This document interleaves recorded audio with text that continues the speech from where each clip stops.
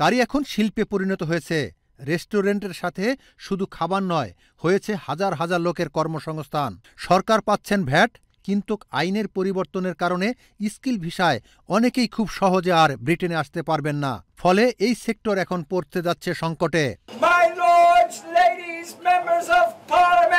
বৃহস্পতিবার যুক্তরাজ্যের house of লর্ডসে অনুষ্ঠিত হল এশিয়ান ক্যাটারিং ফেডারেশনের শেফ ও top 100 restaurant award 2025। This industry has to fight with its hands tied behind its back.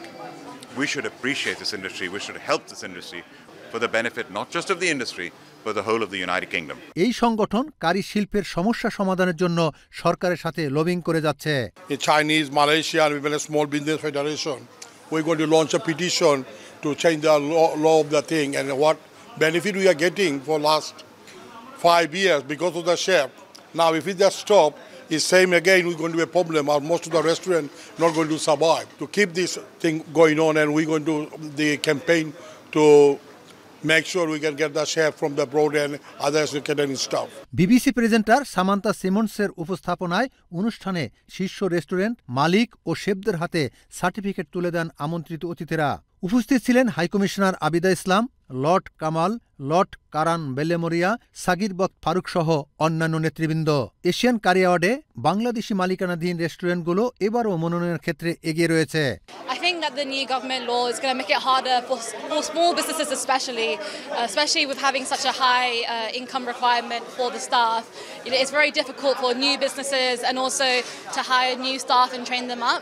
Massive congratulations to Aramintis Northampton, voted top 100 curry houses in the UK.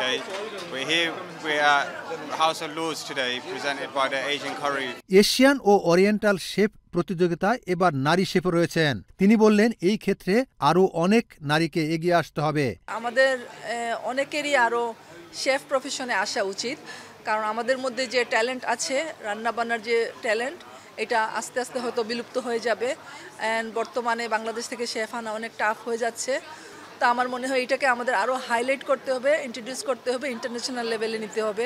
Asian catering ফেডারেশনের secretary general জিং গ্রিফিনি বললেন, ব্রিটেনে অবস্থানরত জনগণকেই ট্রেনিংয়ের মাধ্যমে কারি শিল্পের জন্য তৈরি করতে হবে। Some kind of degree course, master degree, postgraduate degree course to train new chef and locally. I hope the government, on the other hand, I hope the government can recognize the issue. তবে আশার বাণী শোনালেন এই বিজ্ঞ community নেতা। তিনি বললেন, যত সমস্যায় আসুক, বাংলাদেশিরা সকল প্রতিকূলতা মোকাবেলা করে রেস্টুরেন্ট ব্যবসাকে এগিয়ে নিয়ে যাবেন। আমাদের যে ইন্ডাস্ট্রির যে একটা রেজিলিয়েন্স বা আমাদের যে একটা কর্মতৎপরতা, এটা যদি আমরা চালিয়ে যাই, আমাদের মধ্যে যদি অধ্যাবসায় থাকে, ডেডিকেশন থাকে, ডিটারমিনেশন থাকে, তাইলে এই ইন্ডাস্ট্রিকে কেউ থামাতে পারবে না। ব্রিটেনে এমনিতে রয়েছে স্টাফ সংকট, তারপরে নতুন আইনের ফলে সেই সংকট আরও বৃদ্ধি পাবে। এজন্য ব্রিটেনের যত সংগঠন আছে সেই সংগঠনের নেতৃবৃন্দরা দাবি জানিয়ে আসছেন। সরকার যদি এই দাবির প্রতি কর্ণপাত না করেন, তাহলে তারা এই দাবি অব্যাহত রাখবেন, এমনটাই বলছেন সংগঠনের নেতৃবৃন্দরা। Mohammad Rezaul Karim Mridha, channel S news, London.